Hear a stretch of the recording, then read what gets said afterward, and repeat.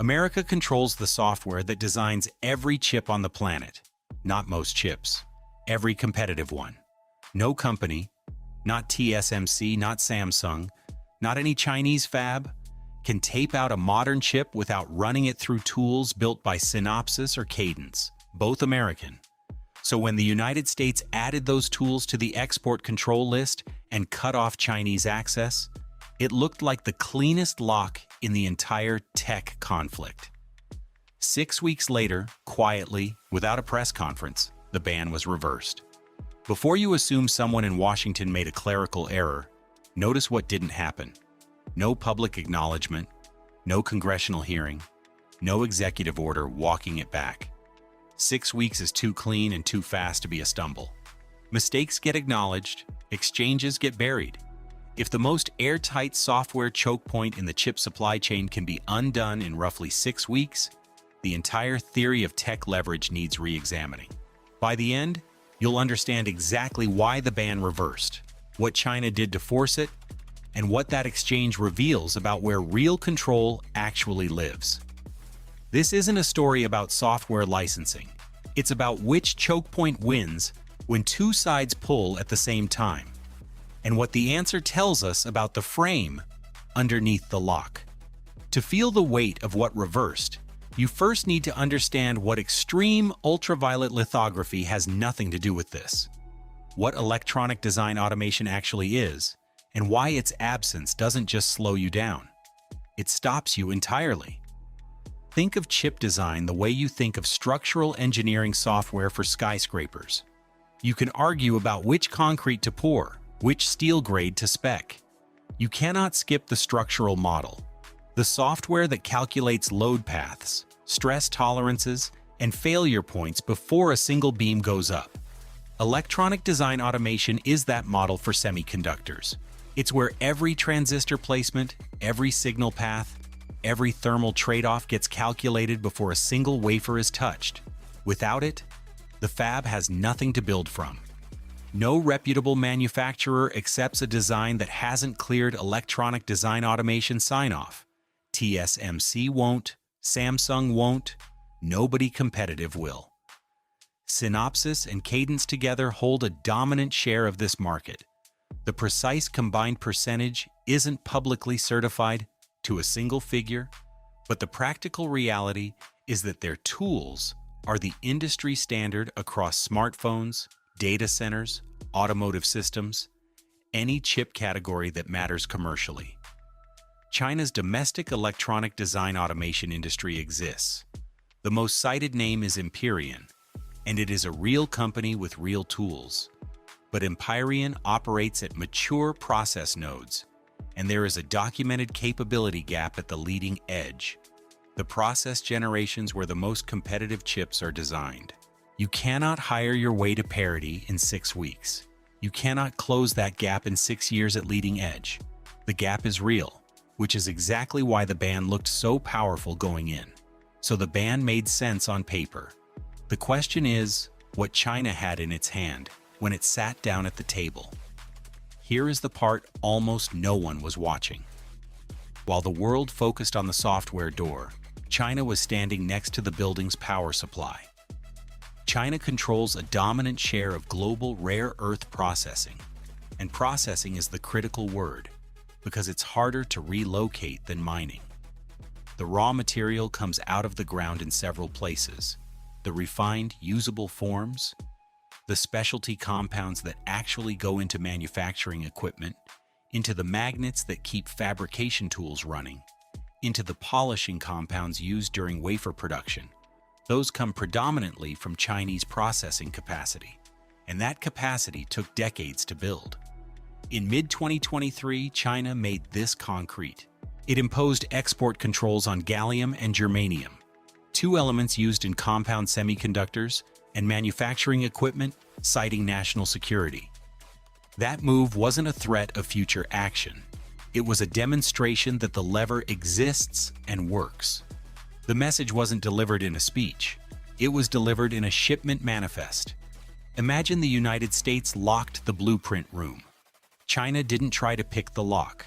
It turned off the power to the building. And yes, The obvious objection: can't the United States just source rare earths elsewhere? Eventually, maybe. New mining projects take years to permit and build. Processing capacity outside China is thin and slow to scale. Eventually is not a policy answer when a ban is live, and the materials pipeline is closing today. Time pressure is asymmetric.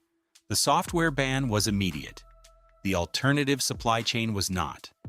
Now the timeline starts to make sense. The sequence, as reported and as the timeline strongly suggests, ran like this. The ban on electronic design automation exports was imposed. China's rare earth signaling intensified. At the same time, Synopsys and Cadence, both facing the loss of significant China revenue, were lobbying hard for relief. Then, at the licensing and agency level, without any formal executive order or public statement, the ban reversed in approximately 6 weeks. Here is where I have to be precise, because intellectual honesty matters more than a clean story. No one in Washington has confirmed on the record that rare earth pressure caused the reversal. What the record shows is a ban that reversed too fast for normal policy cycles, a documented Chinese rare earth signaling campaign running in parallel, electronic design automation vendors with strong financial motivation to push back, and an implementation-level reversal with no public explanation.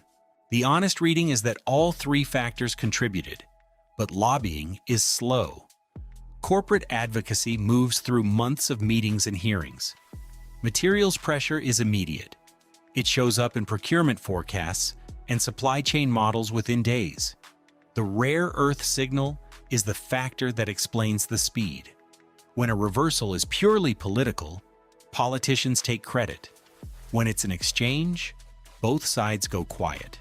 That silence is the tell. Both loops close here. The lock couldn't hold without the frame. The 6-week reversal was surgical, not sloppy, because it was a price being paid, not a policy being corrected. What the reversal actually established is something neither side had formally tested before. A United States software export ban is not unconditional. It can be repriced by a materials signal. That's a new precedent, and both sides now know it. The United States still has the software advantage. The electronic design automation capability gap is real and durable. Empyrean is not replacing Synopsys or Cadence at leading edge on any near-term timeline. None of that changed. What changed is the ceiling on that advantage.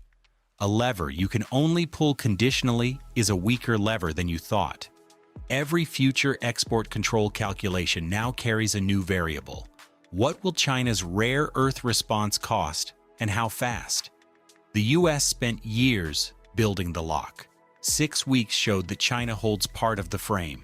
The question now isn't who has the better lock. It's who can afford to keep pulling.